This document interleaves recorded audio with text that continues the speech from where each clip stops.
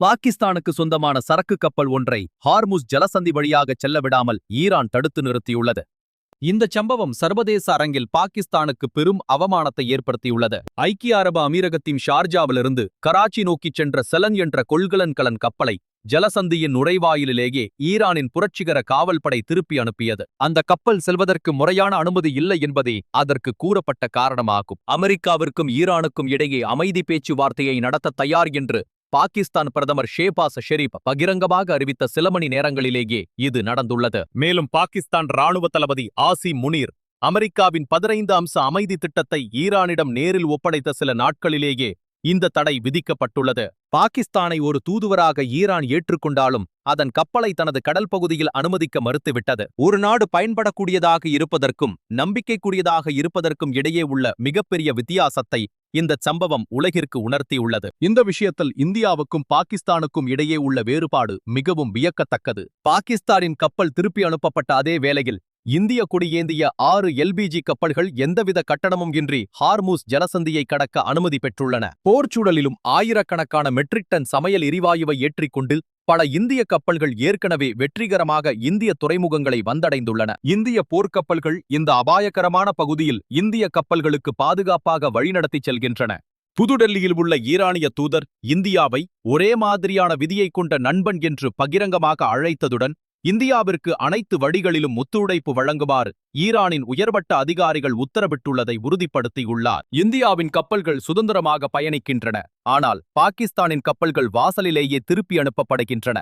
ஒரு நாட்டின் உண்மையான நண்பன் யார் என்பதை இந்த ஜலசந்தி தெளிவாக காட்டிவிடுகிறது. ஈரான் ஏன் இந்த 2 அண்டை நாடுகளை இவ்வளவு வித்தியாசமாக நடத்துகிறது என்ற கேள்வி எழுகிறது. இதற்கு முக்கியமான காரணம் இந்தியாவின் நிலையான கொள்கையாகும். இந்தியா பல தசாப்தங்களாக ஈரானுடன் சமமான மற்றும் நேர்மையான உறவை பேணி வருகிறது. இதற்காக இந்தியா எந்த 3ஆம் நாட்டின் அனுமதியையும் எதிர்பார்ப்பதில்லை. தற்போதைய நெருக்கடியின் போது இந்திய வெளியுறவுத்துறை அமைச்சர் ஜெய்சங்கர் ஈரானிய வெளியுறவு அமைச்சருடன் 3 முறை பேசினார். பிரதமர் மோடி ஈரானிய அதிபருடன் 2 முறை கலந்துரையாடினார். ஈரான் தனது பிராந்திய எதிரிகளுடன் செய்து கொண்ட எந்த இராணுவ ஒப்பந்தத்திலும் இந்தியா தன்னை ஈடுபடுத்திக் கொள்ளவில்லை.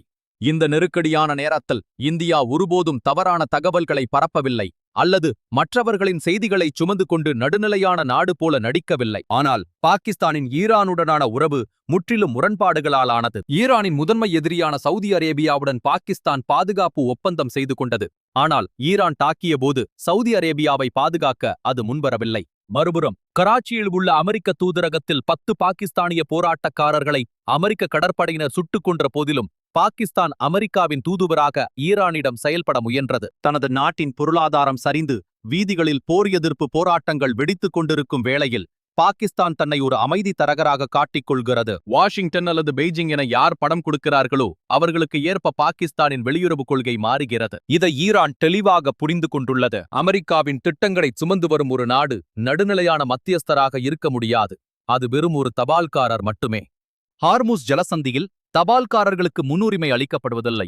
மற்றவர்களைப் போல வரிசையில் நின்று அனுமதி பெறவே அவர்கள் பணிக்கப்படுகிறார்கள். இந்த சம்பவம் இந்தியா மற்றும் பாகிஸ்தானுக்கு அப்பாற்பட்ட ஒரு பாடத்தை உலகிற்கு உணர்த்த ஈரான் போர் சர்வதேச உறவுகளை பற்றிய ஒரு புதிய உண்மையை வெளிப்படுத்துகிறது. பல தசாப்தங்களாக கட்டியெழுப்பப்பட்ட உண்மையான நம்பிக்கையில்லாத இராணுவ கூட்டணிகளும் பாதுகாப்பு ஒப்பந்தங்களும் இக்கட்டான காலத்தில் பயனற்றவை. அமெரிக்காவின் நேட்டோ நட்பு நாடுகள் ஹார்முஸ் ஜலசந்தியை திறக்க உதவ மறுத்துவிட்டன. பாகிஸ்தான் சவுதி அரேபியாவுடன் வைத்திருந்த பாதுகாப்பு ஒப்பந்தம் சோதிக்கப்பட்ட போது எந்த இராணுவ ஆதரவையும் தரவில்லை. பிரிட்டன் ஒரு நீர்மூழ்கி கப்பலை அனுப்பியது. ஆனால் அது ட்ரம்பால் கேலி செய்யப்பட்டது. இந்த நெருக்கடியில் உண்மையான பலனை தரும் உறவுகள் நிலையான கொள்கை மற்றும் பரஸ்பர மரியாதையின் அடிப்படையில் அமைந்தவை மட்டுமே. இந்தியாவிற்கும் ஈரானுக்கும் இடையிலான உறவு அத்தகையது. அதனால்தான் போர்க்களத்தின் வழியாக இந்தியாவின் கப்பல்கள் சமையல் எரிவாயுவை ஏற்றிச் செல்கின்றன. அதே நேரத்தில் பாகிஸ்தானின் கப்பல்கள் வராத அனுமதிக்காக வெளியே காத்து கிடக்கின்றன. ராஜதந்திரம் என்பது செய்தியாளர் சந்திப்புகளில் பெரிய வாக்குறுதிகளை அளிப்பதல்ல. அது உங்கள் கப்பலை ஜலசந்தி வழியாக வெற்றிகரமாக கொண்டு செல்வதிலேயே அடங்கியுள்ளது. இந்தியாவின் கப்பல்கள் தடையின்றி செல்கின்றன. அதுவே இந்தியாவின் ராஜதந்திரத்திற்கு கிடைத்த மிகப்பெரிய வெற்றியாகும்.